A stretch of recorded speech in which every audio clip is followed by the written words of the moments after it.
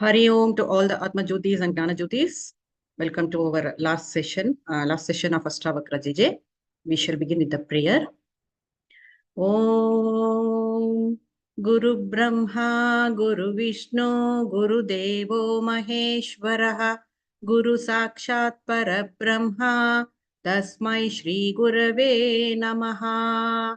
Akhanda Mandalakaram, Vyaptam Yena Characharam, Tatpadam Darshitam Yena, Tasmai Shri Gurave Namaha.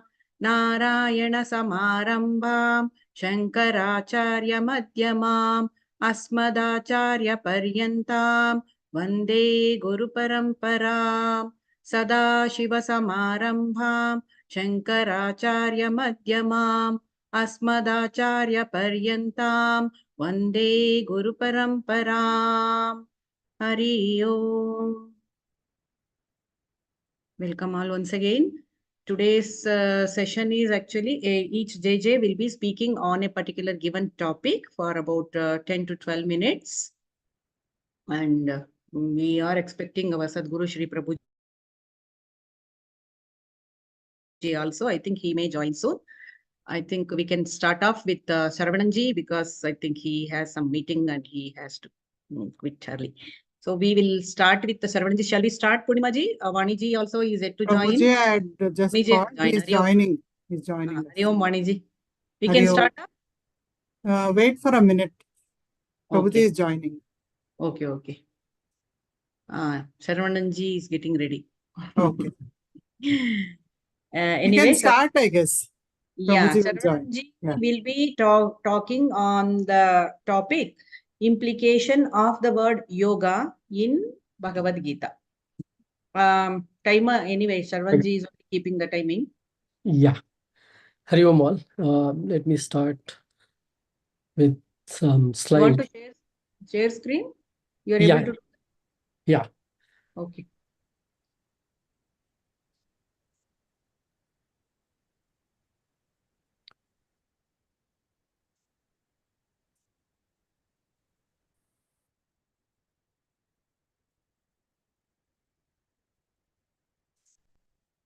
Okay.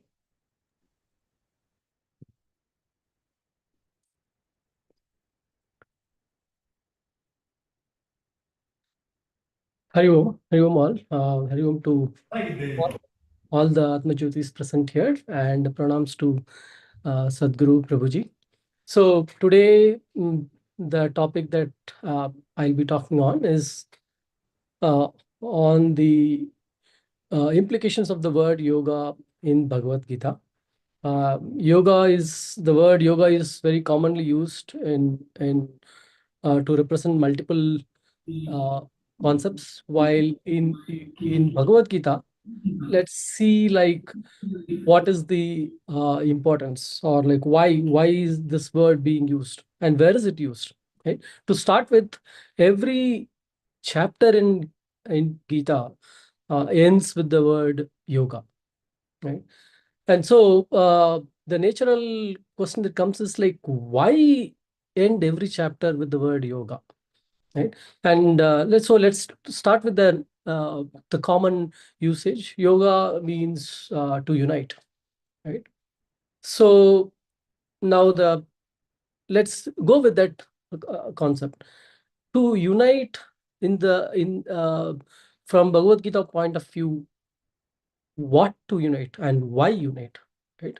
So if there has to be something united, it has to start with a separation. So what is that separated, and what is that we are trying to unite, right? And so these are the two basic questions that we can start with to go deeper into this usage of the word yoga. So here, the answer, the way I see it is, one, the same word is used as sadhya, the goal, and sadhana, the means to attain a goal. Okay, and we'll see what is this goal that we are talking about.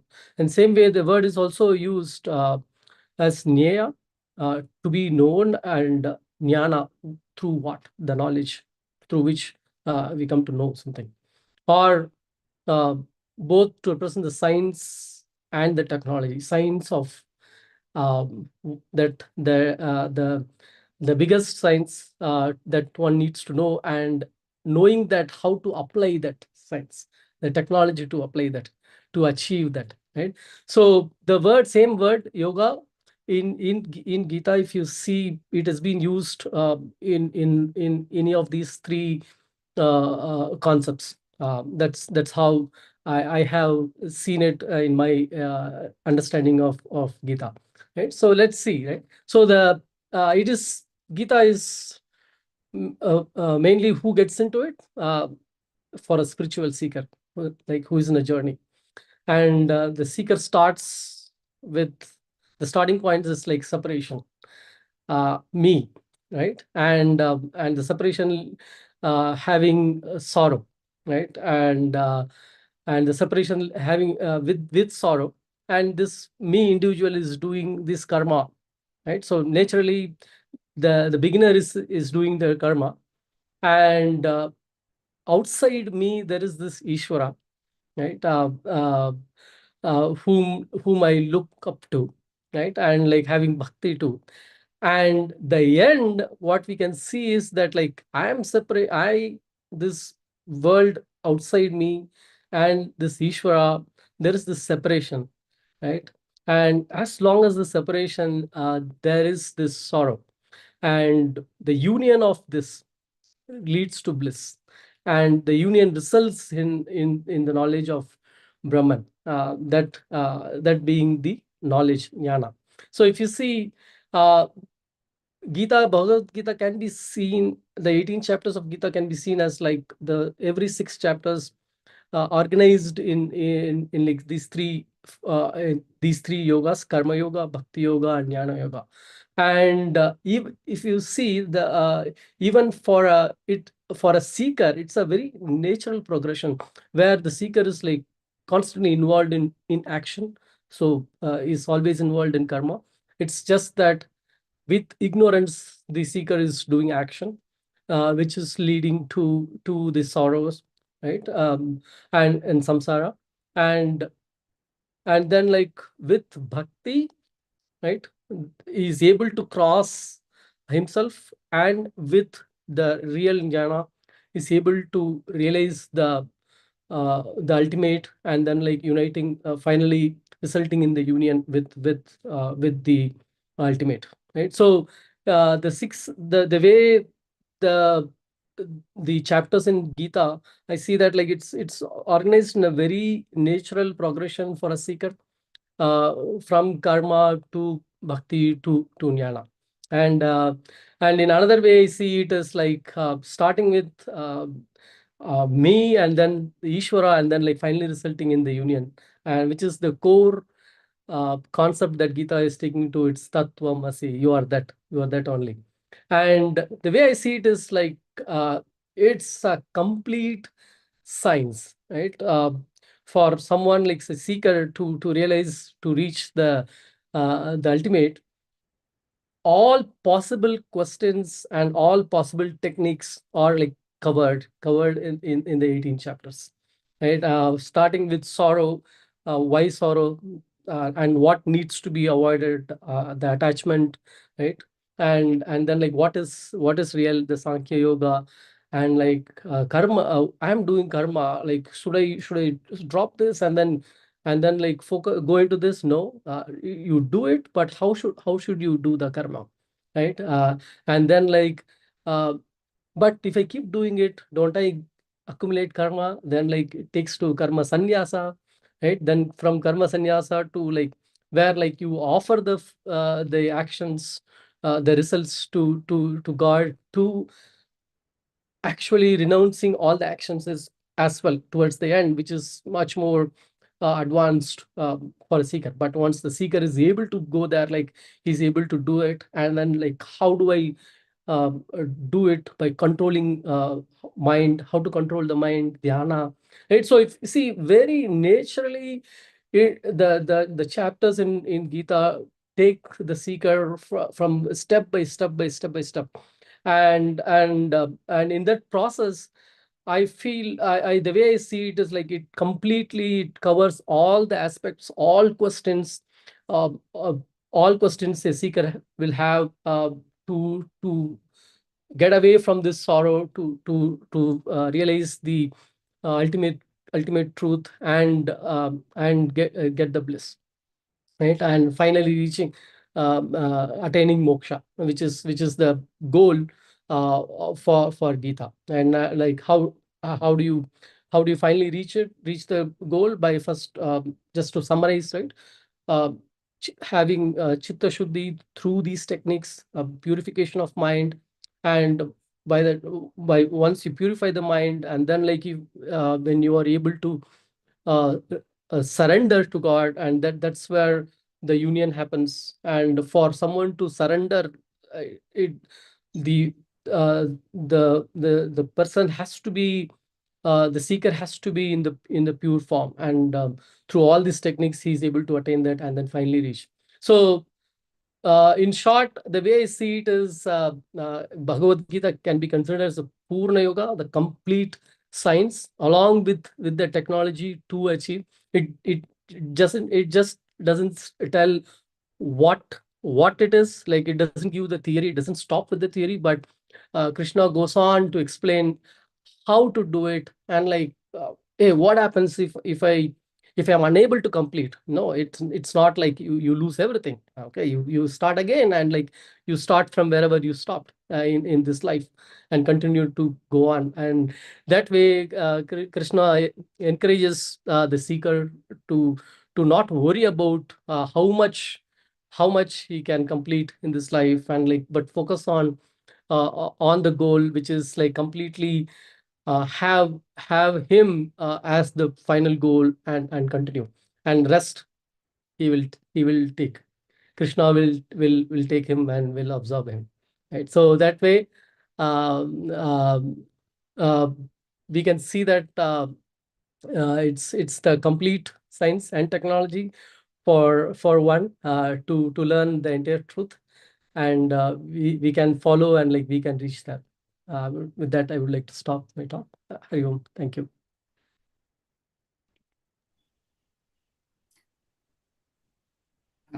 Hari Om Saravanan, very beautiful presentation, very nice, very neatly summarized.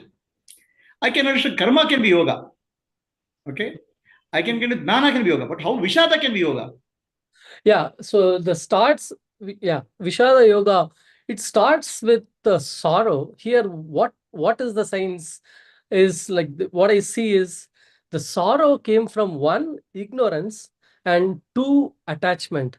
Right? There is the knowledge that Krishna is giving, that what leads to sorrow. First identify that is that ignorance in you leads to sorrow, right? The attachment in you leads to sorrow, right? Which is, so how do I correct this, right? That from there, like, so there is something there is something for me to learn, which is like, if there is confusion in mind, go and introspect it. What is that? What is that I don't know, right? There is some knowledge I don't have, which is causing that confusion. So that way, that yoga there, I see it as like the knowledge that he's trying to give. Yeah. You can relate yoga and Jnana. Is Bhagavad Gita just everywhere yoga is mentioned? Where is Jnana? Nothing is there. All chapters are yoga. Where is Jnana there in that?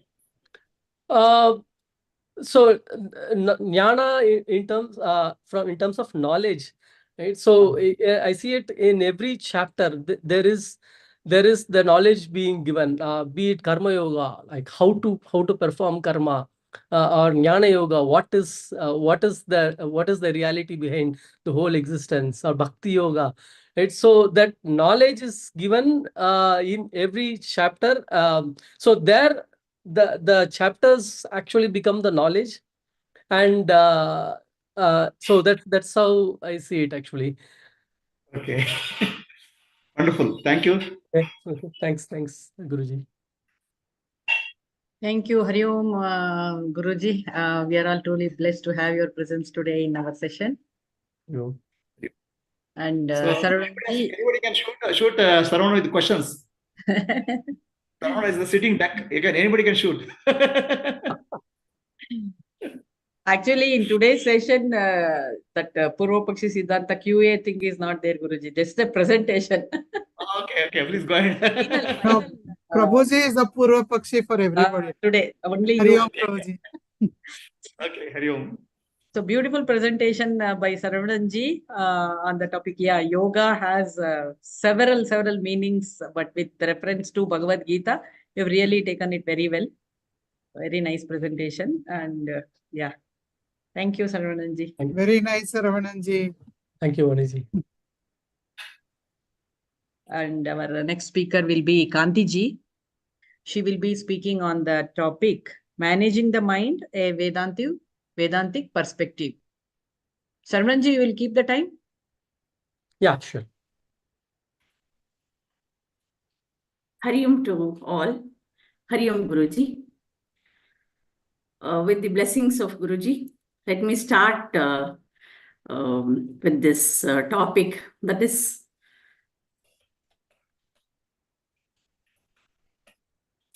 managing the mind, a Vedantic perspective. What is this? Mind is something that we'll have to take care of. So with the Vedantic perspective, how is it that we can manage mind is what is the topic of the day. What is present in the mind? It is full of thoughts. How is it present? This picture depicts so well, full of pictures, thoughts, the children, the family, the music, car, everything is put as a bundle of thoughts in the mind, which is not an organ of the body, but an imaginary thoughts that just arise. That is full of mind. What is mindful? Emptying of all this junk is what is mindful. To visualize it in a better way, this is how it is. The jumbled thread, the confused state of mind is what we see the left side of the mind. A systematic, organized manner of the thread that is displaying parts of the mind. That is what is displayed on the right. That is what is to be achieved by us. So why is it that there is a chaotic representation and a systematic representation? Is because we are dilly-dallying with the past and the future, and we are not in the present. Does it happen to only us, we people? No. It happened way long back in Bhagavad Gita, the war field itself. Arjuna asked Krishna, the mind is so unsteady, turbulent, obstinate, and very strong. Controlling the mind is more difficult than controlling the wind. What is to be done, Krishna? This was what was asked by Arjuna. On the war field, when he had to fight, he also was not in the present. He was thinking of the future, how to kill his own kith and kin.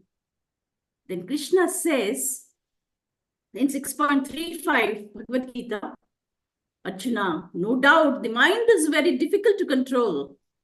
However, the practice and detachment from that can help you to get the control of the mind. This is what Krishna says. Again, in Bhagavad Gita, what is it that makes the mind so distractful? It is the objects of the outer world. Why the objects give us trouble? It is because of the attachment of those objects. It may be the objects, it may be the people, it may be the kith and kin. It is because of the attachment to that that we get distractions of the mind.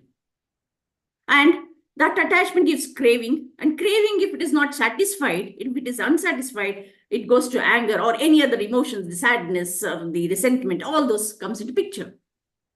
When it is an anger that is seen, how is that impactful on the mind? We lose the balance of the mind. It is the lack of judgment that we get when we are in anger. The bewilderment of the memory and viveka is lost. All these happen with the mind when there is no control of the mind. This is because we are attracted. The mind is attracting like a strong horseshoe magnet from the whole of the outer world. Ramana Maharshi says, "Oh mind, it is not wise for you to come out in the form of thoughts. It is the best to go within, hide yourself deep within the heart and escape from the tricks of Maya, who tries to upset you by drawing you outwards." It is the Maya which we are caught in that. We are prey to that Maya. So let us just take an example and understand what is the working of mind.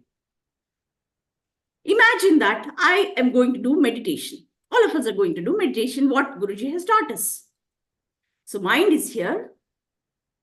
Then we close our eyes, the sense organ. Mostly the eyes is the thing that gives us a lot of information.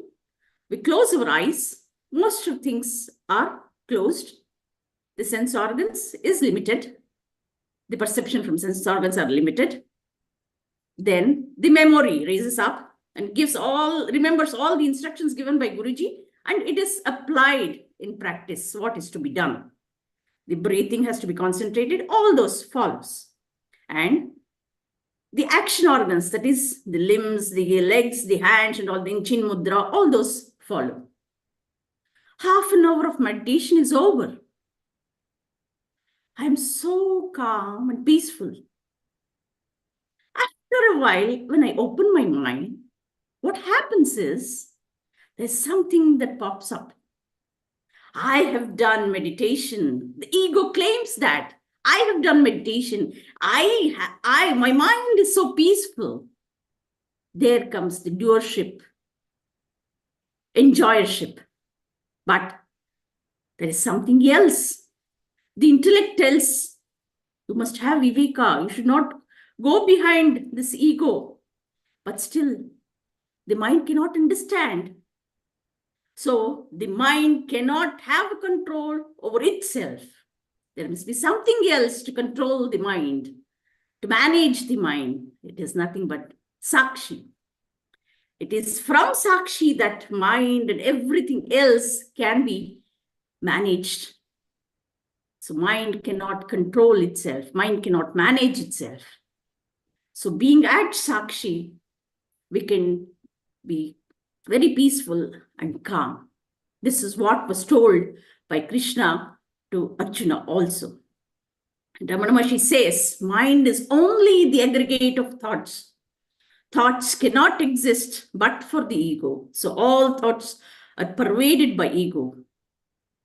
So thoughts will disappear when we go and seek the I. So doership, enjoyership, knowership, all these are because of the aham, that is the ego. And we have our Jagadguru, Sri Adi Shankaracharya, who has given us sadhana chatushtaya.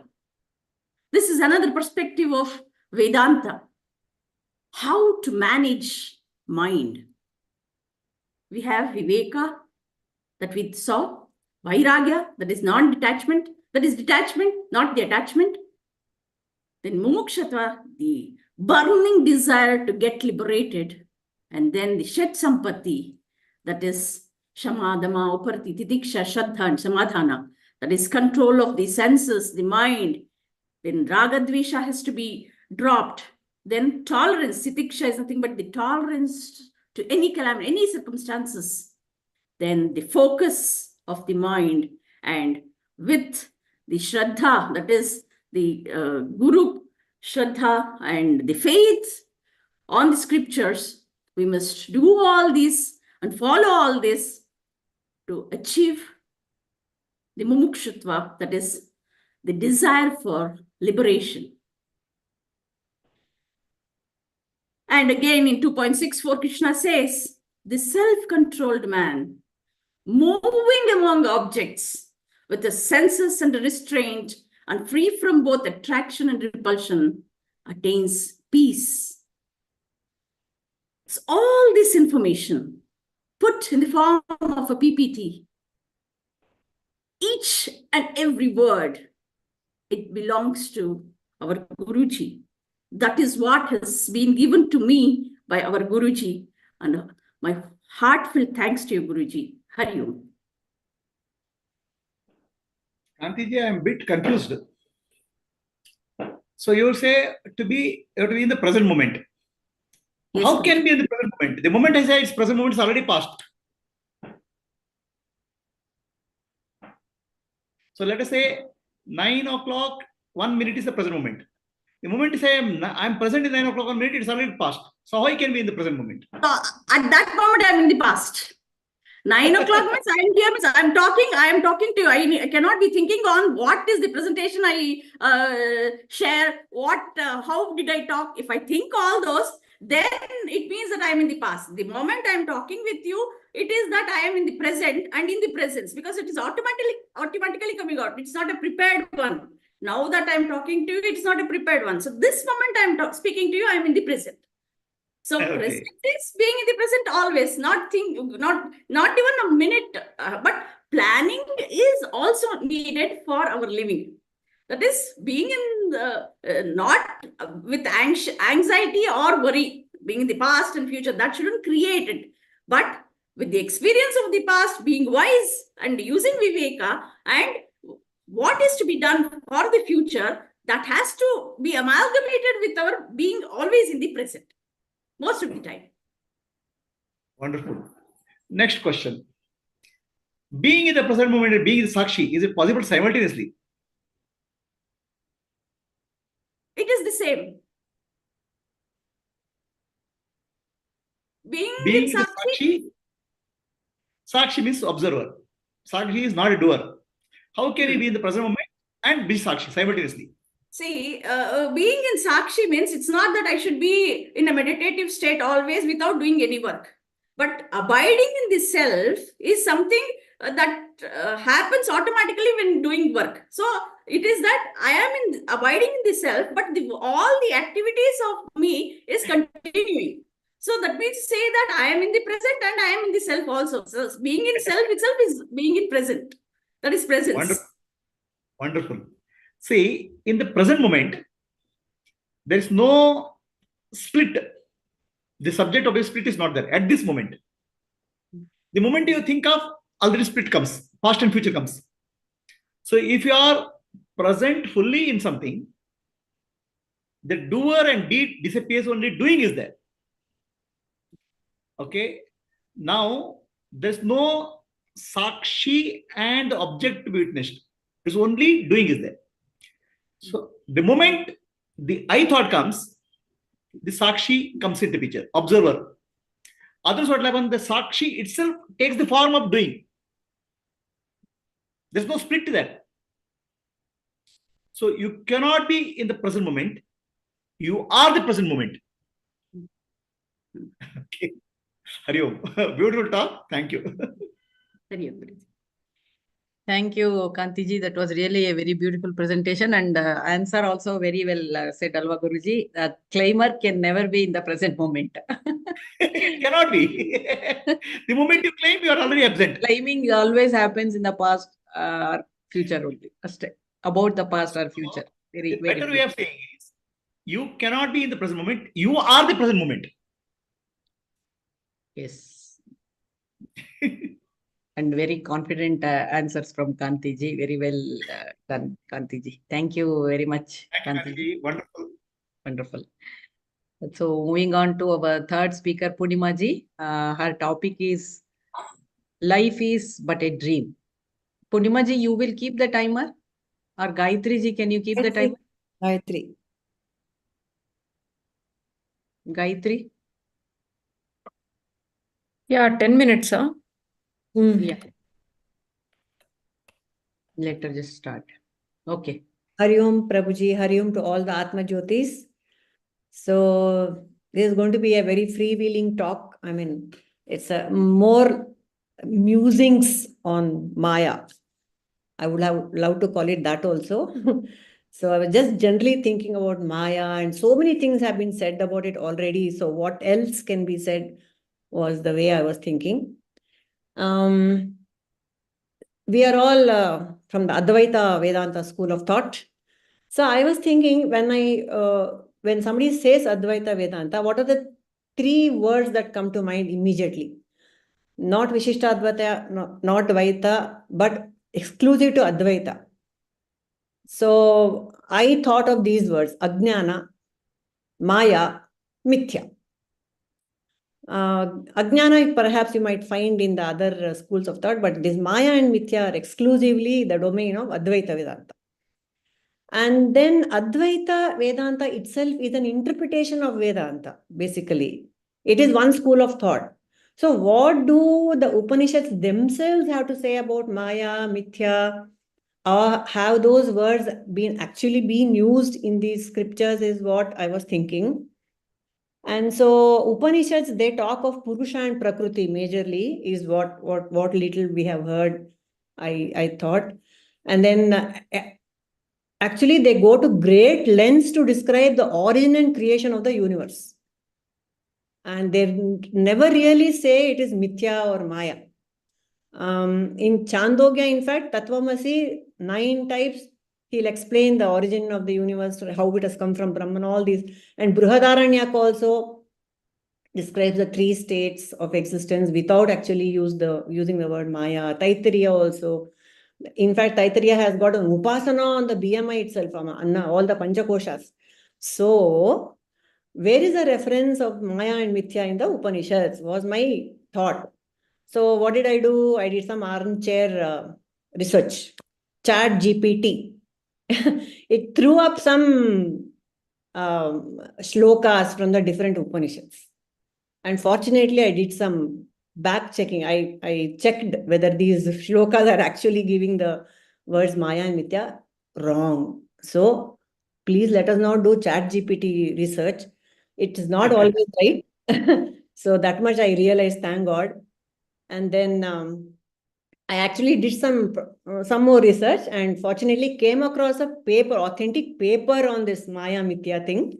With the proper bibliography and, everything was there. Citations were there. So that person says that Maya and Mithya have been used only in 2 Upanishads, basically, Shvetashvatara and Sarvasara.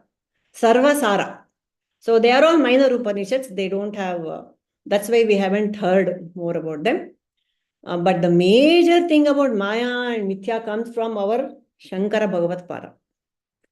So for him, that is the be-all. The Advaita begins and ends with the explanation of Mithya and Maya and Ajnana.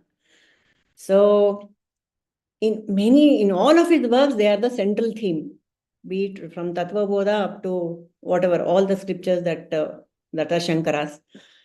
But there is one exclusive chapter, exclusive scripture by Shankara called Maya Panchakam, in which he talks only about Maya, only 5 verses, Panchakam.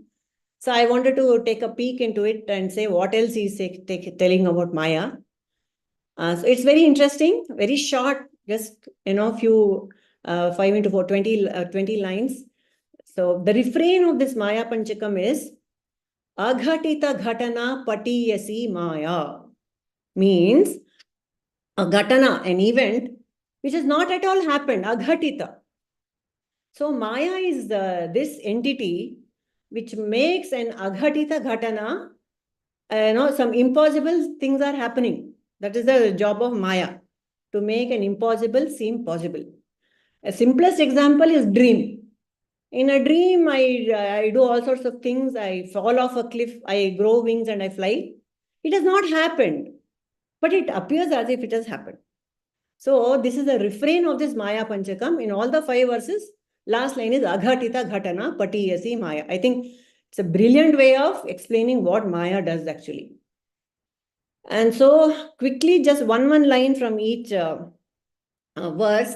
In the first verse, Shankara tackles the most important thing.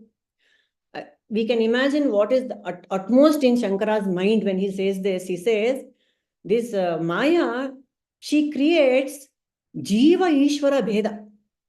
He finds it most outrageous and atrocious. How can you have a Jiva Ishvara Bheda? Ghatayati Jagadisha Jiva Bhedam.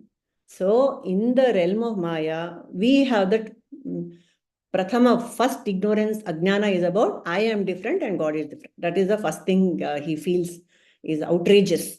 And the second shocking thing for Shankara is that he says, Shruti Shata Nigamanta Shodhakanam api Kalushayati Chadushpada Bhinna. That means the one who is a Pandita, the Vedantin, who can quote the Vedas, even he, under the influence of Maya, he behaves like a Chatushpada, no better than an animal. Meaning, even he can lead an instinctive life based on instincts, basic instincts. So that is the power of Maya. Third, he says, Niyad aniradi nirmite niyojya brahmayati bhavasagare nitantam. That means it makes me identify with the body which is made of the Panchabhutas. How horrible and how disgraceful is that? So that is Shankara's expression of what Maya can do to us. And 4, he says, Apagata gunadharma jati bheda sputayati sutadara geha moham. It creates a bonding, attachment, moha towards suta, children and spouse and material wealth. All this is done by Maya. So that's also appalling. And then the 5th one, he says, Brahmayati Harihara Vibheda Bhavana. See, even at least, okay, Jagadisha, Jiva, Bheda is fine. Even in Jagadisha, Maya makes a distinction, makes people distinction between Hari and Hara, Shiva and Vishnu. What is this? So these are all the things that Shankara lists out as a mischief of Maya. Okay, so all that is fine, but what's in it for me? After knowing all this, that Maya is a mischief maker and I'm making all these Ajnana things are happening in my life. So what do I do with this knowledge? The knowledge comes that life is but a dream. Okay. But I'm already in the row a boat gently down the stream. Merrily, life is but a dream. That was a beautiful ditty that came to my mind. So now that I'm already in the choppy waters of samsara, I'm in the boat, I have no choice but I have to row the boat. Rowing the boat is karma yoga. And the boat, fortunately for us, because we have the jnana, that life is but a dream, we are already in the boat of the Sadguru and of jnana. So the choppy waters don't seem so choppy anymore. And how should I row the boat? How should I do karma yoga? Gently. Meaning, don't hold on. Do it with love.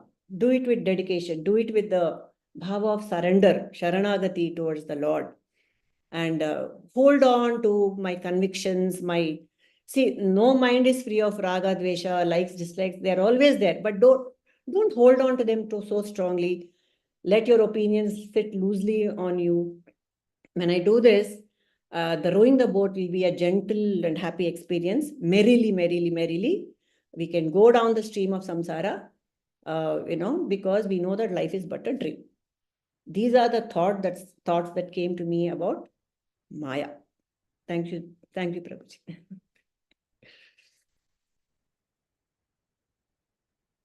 Guruji, you're on mute, Guruji. Wonderful, Purnimaji, about Maya. Now I'm a bit troubled. The Maya makes life as a meaningless, utterly meaningless. So everybody lose the purpose in life, focus in life when you understand Maya concept. Is that the purpose of Maya? To make everything is illusion, nothing is real. So people will lose, become sort of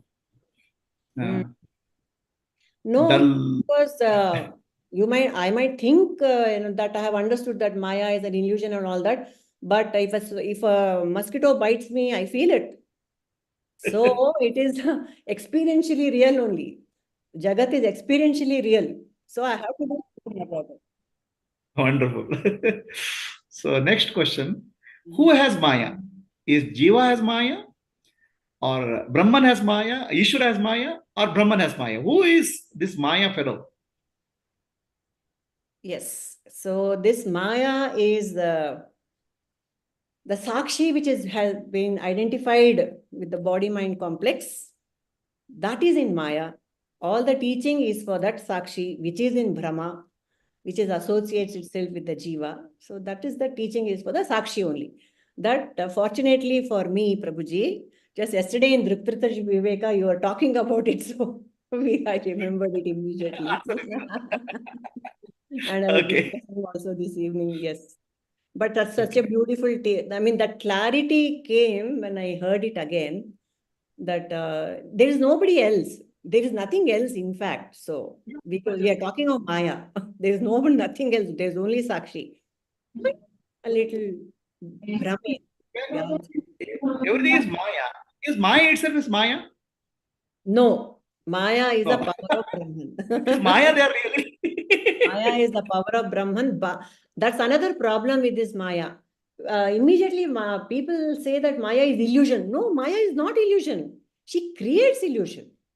See, that little distinction one has to understand. Maya is not an illusion. It is very much, it's the power of Brahman. So Shankara Advaita, Maya is the core theme. And all other philosophies attack Shankara Advaita based on Maya only. The attack is Mayavadam is condemned. Yes. Okay. Very nice, Purnimaji. Wonderful. Thank you. You trapped us in Maya. Thank you for that wonderful presentation, Pudimaji. Yeah, life is but a dream. And the beginning, what Shankaracharya has said about Maya was a bit scary, but later on that consolation also came. And truly, we are all blessed to be under the guidance of Sadhguru. And Nana definitely receiving it day in and day out. Thank you very much. Thank you, Pudimaji, once again. And we'll move on to the next speaker, Shobhana ji. She will speak on the topic Bhakti Yoga, the game changer. Pudimaji will keep the time. I mean, Gayatri ji, yeah. Hari Om Guruji, Hari Om everybody, all my Atmajyotis. Guruji, actually I haven't prepared very well for this topic, but whatever little I could gather, I will speak on that. So, Vedas have given 4 paths of yoga to us. That is Karma Yoga, Jnana Yoga, Raja Yoga, and Bhakti Yoga. Bhakti Yoga is the path of devotion where it teaches us how to purify our emotions and with selflessness, devotion, and selfless service.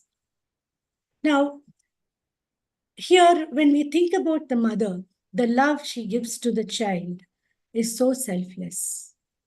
And she gives out with a lot of conviction, and there is no expectation of any kind. So, bhakti is something like this where it flows, the love towards the divine flows. In Narada Bhakti Sutras, he gave 3 steps, that is worshipping the divine with that is called as Puja Shakti, then surrendering oneself to the Atman, then serving the divine, that is Dasya Pravriti. Here, I would like to take the example of Anjaneya, where all the 3 we can see in him. He is bhakti towards Rama. And then he looks Rama as the divine entity, soul and everything. And he is dasa of this divine being Rama.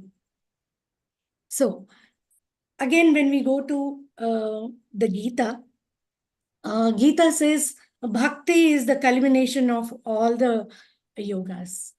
Then it is said so because in Gita, Bhagavad Gita, Krishna reveals his form to Arjuna.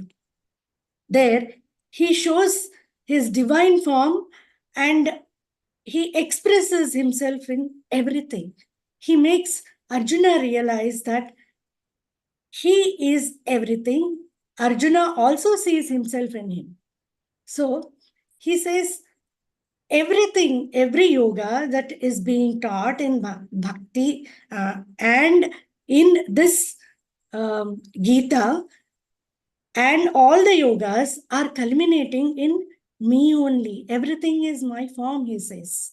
So bhakti yoga also takes us towards this realization of the Supreme. Bhakti yoga is very strong and its centerpiece is the love. And the love is towards the Supreme, the Supreme Being. And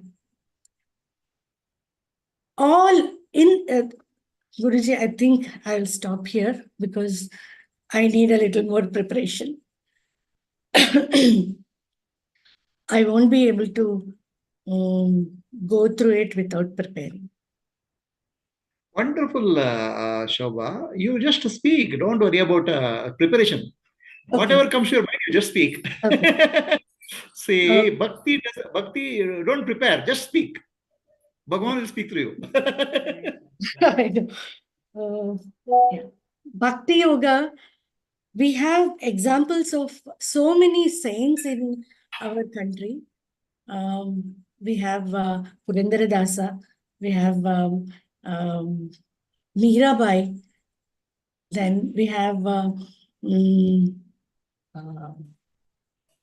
the Panduranga Vittal Das, this Pundalika.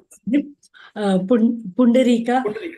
Yes, and then we have saints like Tyagaraja, Muthuswami Dikshitar, and many contemporaries who take divine bhakti as the sole life for them. They don't think of any other thing except being in the seva of their divine form whom they worship. We take the example of Tyagaraja, where he is, for him, Rama is everything. The Moola Rama in Raghavendra Swami's life also, something like that. And then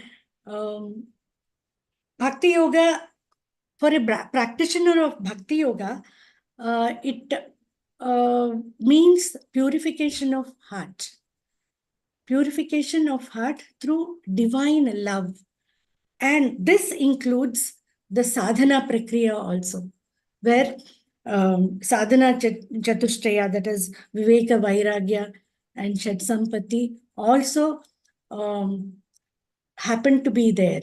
As the person goes on with bhakti, automatically his individual self gets into this a discipline wherein he becomes selfless, and in his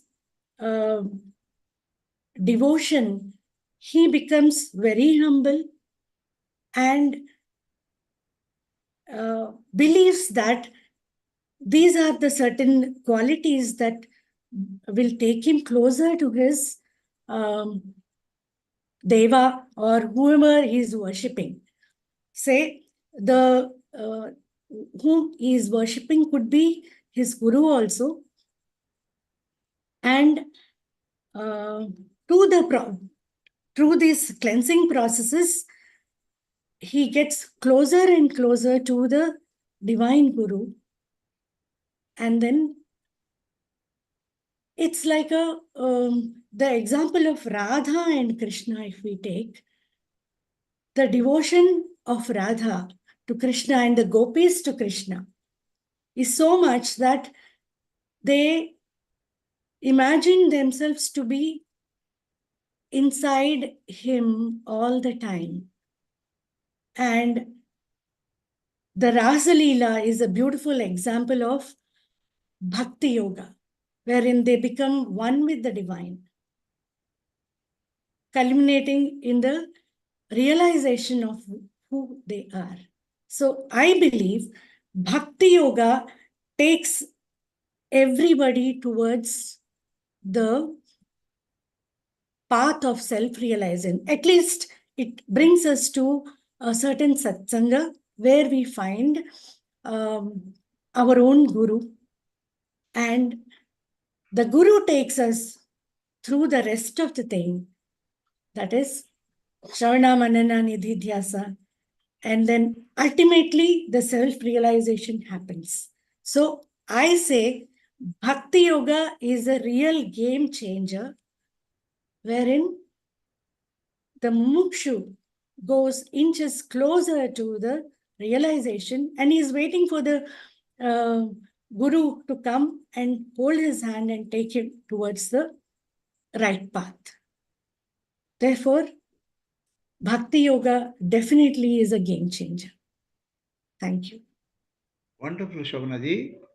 You said you didn't prepare but spoke very well. Thank you, Guruji. So I have a question. Your presence made the difference, Guruji. Oh, I have a question. So, Bhakti and Jnana, which is greater? Because Bhakti, ultimately you have to go to Jnana. So, Bhakti is lower than Jnana. Is that correct? No, Guruji. It's like the wings of a bird where it has to be balanced. The Jnanis think that it is an instrument, and people who are in this path of Bhakti Yoga think it is also an instrument, and also the Bhakti has to go on. So it's like a bird balancing its wings and the tail, which is the main balancer. It keeps it floated and balanced. Both are required, Guruji. Like when we, Bhakti Yoga also teaches us surrender, faith and surrender. So the faith, the surrender has to be there for the Jnana to reach the Paripakva stage and go towards the Nanu Nanembudu Nanalla, Ideha Manabuddhi Nanalla, Satchidanandatma, Shivananu Nane, Shivoham, Shivoham, Shivoham. ಬಹಳ ಚೆನ್ನಾಗಿದ್ದಾರೆ ಶೋಭನವ್ರೆ. ಭಕ್ತ ಅವನಿಗೆ ಜ್ಞಾನಕ್ಕೆ ಬಂದಿರಪ್ಪ, ಅವನಿಗೆ ಮುಕ್ತಿ ಸಿಗತ್ತಾ? Illa, Guruji. Bhakta will be in that state till the Jnana, he understands it, and then with the help of Guru's grace, he will reach the ultimate. So, bhakti involves mukti in stages. It's called krama mukti. Salokya, samipya, sarupya, sayujya. So, bhakta also gets a mukti. It's called krama mukti. So, jnana is called sadhya mukti. Yes. Bhakti prepares for jnana. If a bhakta doesn't get jnana, he will go to salokya, samipya, sarupya, sayujya, where he will be one with the God. Okay. Hari Om, very wonderful, beautiful. All people spoke very nicely. I'm so happy. Jnana Jyoti program has come out so well. Thanks to all the coordinators. Thanks We to have one more speaker, Guruji. We have one more speaker. Okay. Who is the speaker? So thanks to Shobhana ji for that wonderful talk. Yeah, as Guruji said, even though she wanted to actually quit, but the flow really came out very well, and she even answered also very well. Thank you, Shobhana ji. The last speaker is Shravan ji. A beautiful topic again, Guruji. Adato Brahma Jignasa.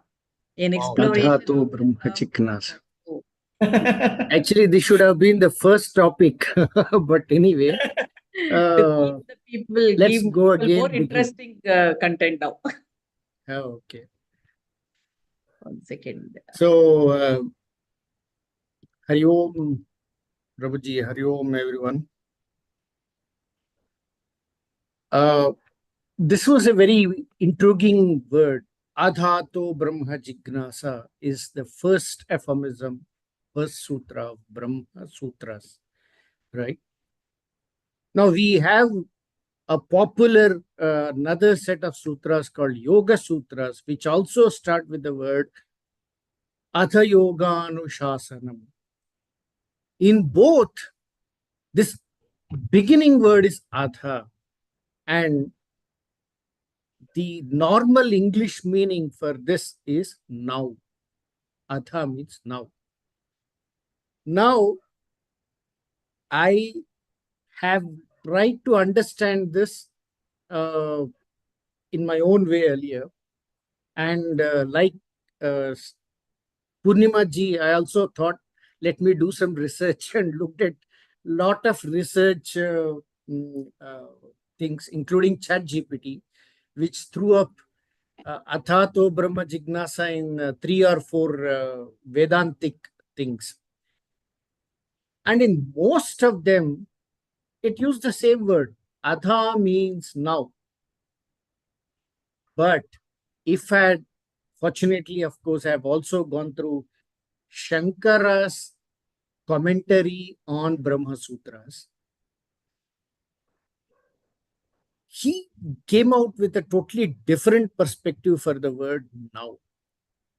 In Brahmas, in the Yoga Sutras, Adha Yoga Anushasana means now commences, now begins the process of yoga, because there yoga is a process. Whereas here, Adha does not mean commencement of something. It is not a krama mukti. Just now we heard. It's not a krama, a practice that we are looking at, because Brahma Jignasa is always there. It is not something that begins. When did it begin? Whom did it begin? We just saw some time back one word. Where did this Ajnana came from? Where did this Maya came from?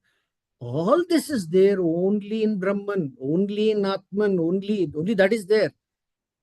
God, Brahman or Atman or the Sakshi wanted to know himself, and he knew himself. This is what is. In that case, the Jignasa is for whom? For Brahman only. And Brahman is always there. So, therefore, now is a commencement, not in the same aspect of something that we commence for which something is not there. It is, in a way, now here means as a sequence, now that we have been here, now we are here, now onwards or hereafter, from that meaning, this now is. It's not beginning of a commencement of an activity, but hereafter. So now, so hereafter means what? Now, normally people think Brahma Jignasa has to be started only when you learn Vedas, only when you have gone through Karma Kanda. Then comes Brahma Jignasa.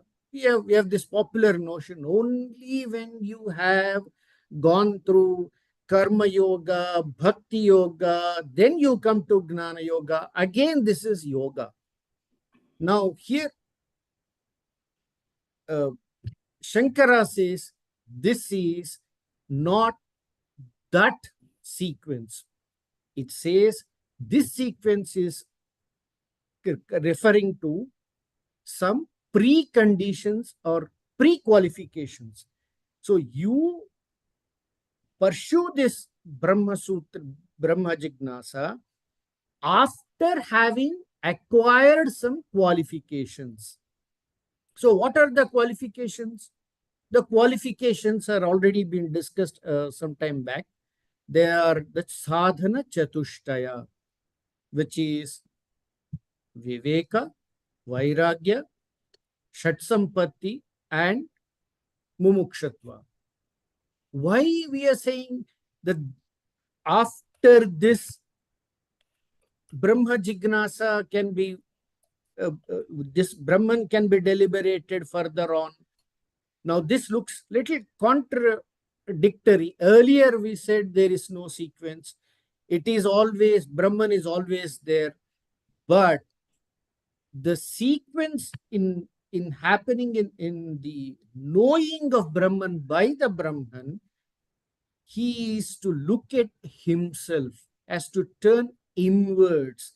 Now that inward turning of Brahman or the self or the Atman involves certain conditions in the mind, because he's using the mind to know himself. He is consciousness, but he's using the mind only. Mana eva karanam bandha mokshayo. So since he's using the mind only, he is now preparing the mind in certain way to discriminate between what is self and what is non-self, what is apparent and what is real, what is changing and what is unchanging, ever present. So this is the discrimination that is required. So it is, from that sense, it is a sequence. And similarly, detachment, you can only understand you when you can understand what is not you. So you have to detach or separate yourself from what is not you. So that is detachment. And the necessary discipline to be in that detachment is sadhana sampatti. I won't go into each of them. And the connectivity to be in this process, which is mumukshatva. I want to get mumukshatva.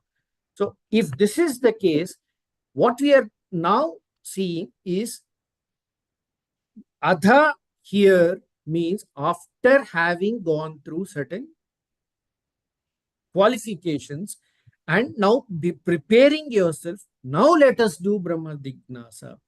But it is not just Atha Brahma Jignasa, Ato Brahma Jignasa, hence. Now, what is this word hence means? Atha means Ato, Atha, Ato. Here we need to understand, here is another kind of sequence or a causality. We have seen that the one who wants to know himself is in a state of understanding what is the reality right now. But in the process of understanding, there are several levels or layers.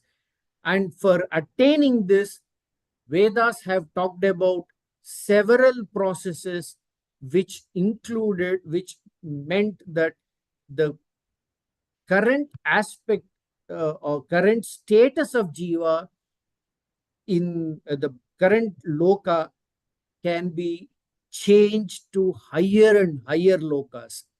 Now, these higher lokas give you temporary pleasures and they are, after all, regenerating.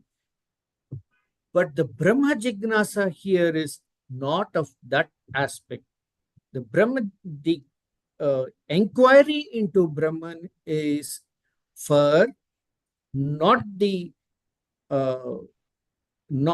for temporary stuff, which is where I am going to be, but what I am right now, which is Jignasa, the actual meaning of who am I? What is the meaning of Brahman here means who am really I. Now somebody may say, but you already know you. But we cannot say we are really I And because in the deliberations of all the Vedas, we know there are multiple ways of looking at Brahman. And this Brahman is something we need to understand systematically to reject all other aspects of non-self to come to the self. So that is why this Brahma Jignasa begins with this word, Atha Ato. Wonderful, Shravan. Very comprehensive discussion about Atato Brahma Jignasa. So I have a question. Jignasa means to know. Yes. Can Brahman be ever known? What is the point of Jignasa? Yato vacho nivartante, words cannot reach there, mind cannot reach there. Yes. So how can I know something which is unknowable? So this is one of the opponent's question. Right. If something is already known, why should we do Jignasa at all? Right. It is to know, but you already know. But the question here, Jignasa, is not to know something new, then knowing is one meaning. Here, the knowing here means I am already Brahman. That clarity coming in such a way that I not only know Brahman, but I know I am being Brahman right now. So the knowing aspect is not the importance here. Knowing is only a means. Being is the aspect that is being projected here when you say Jignasa. That's why an inquiry into the inward inquiry to remove all the all the knowledge, in fact. If all the external knowledge and concepts are removed, what am I? I am. That being is being sought after in this Jignasa. Wonderful, Shravan. Thank you. So actually the Atato Brahma Jignasa, one sutra of Brahma Sutra, people have written big commentary, just one sutra. It's not there are 780 sutras. One sutra, Atato Brahma Jignasa, such big books are written. Yeah. Thank you. Yes. Thank you, Shravanji, for that wonderful closing talk on Jignasa, as Guruji said. Yeah. Oh, how can it be known? That answer also came out very beautifully. Thank you. And with this, we are ending this session, Guruji. You have anything to say, Guruji? Yeah, very wonderful. I'm so happy. So many Jnana Jyotis coming up, and they have matured from Vedanta study to now they have become Jnana Jyotis, Jnana Sindhus. Sindhu means ocean. So happy to see so many Jnana Sindhus. And I'm very happy that Vaniji, Purnimaji, and Satyavati, and many coordinators have participated full enthusiasm, full energy to make this program very successful. So it's the first batch of Jnana Jyoti. So Jnana Sindhu has come out. So I hope this Jnana Sindhu program will continue, Jnana Jyoti program will continue, and many more people will get the benefit of Jnana Jyoti. Hari Om. Thank you, Guruji. Vaniji. Thank you so much for blessing all the JJs today and all of us, Prabhuji, with your presence and your wonderful words of wisdom. So I think everybody has made a wonderful presentation today. Really amazing. Gems of wisdom have come out, and it proves how grace and self-effort getting together can, cross the ocean of samsara and create Jnana Sindhu, the ocean of Jnana. So we're really grateful to you for that, and I congratulate all the Jnana Sindhus. Amazing presentations. Wonderful. Satyavati ji, thank you so much for doing the coordination for this group. Vaniji, you're glowing. That's what how is you the always tease me, Prabhuji. What is the secret? Is it Fair and Lovely or Jnana Jyoti?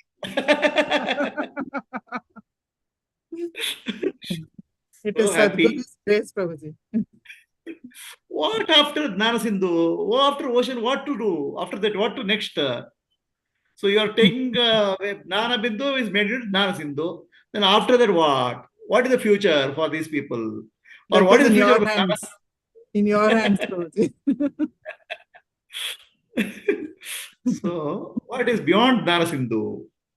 Is the question, right?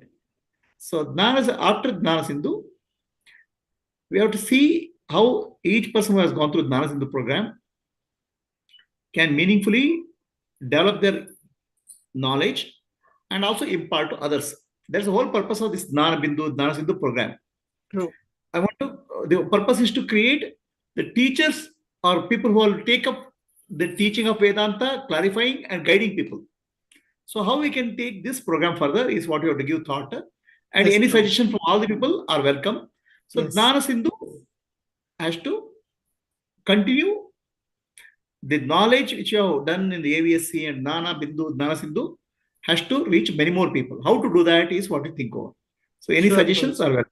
Welcome Thank all you. suggestions. Jnana Bandhu. Jnana Bandhu. Okay. Very nice. Shall we Okay. say the closing prayer? Vaniji Guruji. Closing prayer. Guruji ಹೇಳ್ತೀರಾ Guruji? Sit silently for some time.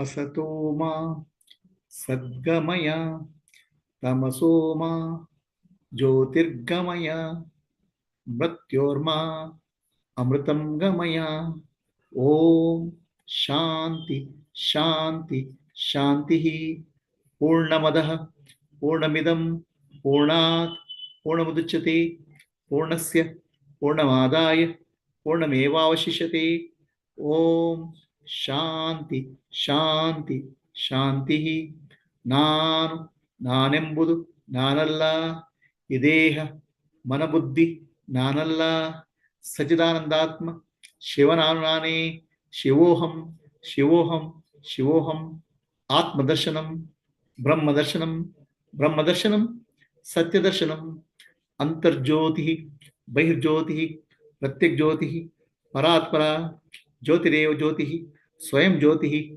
Atmajyoti Shivosmyaham Lokaha Samastaha Sukhino Bhavantu Lokaha Samastaha Sukhino Bhavantu Lokaha Samastaha Sukhino Bhavantu Harihi Om Shri Gurubhyo Namaha Harihi Om. Very happy that many of the Atmajyotis have done a good amount of study in the Vedanta study, AVSC. They also completed Jnana Bindu and Jnana Sindhu program. It's not a small task, okay? To have a continuous focus for many years, couple of years, dedicate time itself is a great achievement. Most of the people cannot focus on any Vedanta Vichara for a few minutes because mind gets drifted. It requires the concentration, it requires interest, it requires focus, it requires a dedication. So all of you shown all of these. This is a great quality. And with this quality, I'm sure many of you have found beautiful things happening in your life, inner transformation. So I hope the light in you grows. Jnana Jyoti grows. And Jnana Jyoti spreads and benefits many more people in the process.